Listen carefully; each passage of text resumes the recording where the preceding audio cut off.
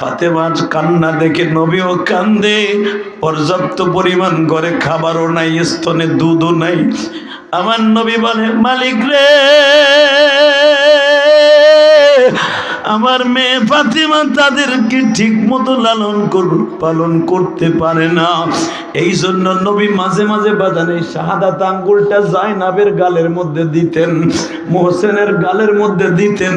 আল্লাহর কুতুব বুখারীর শরহ ফায়জুল বারীর মধ্যে লেখেন, এ বাজার আঙ্গুলের ভিতর দিয়ে এমন বরকতপূর্ণ ভিটামিন বের হইতো, আমার নবীর আঙ্গুলটা গালে দেওয়ার সঙ্গে সঙ্গে আর দুধের পিপাসা লাগতো না।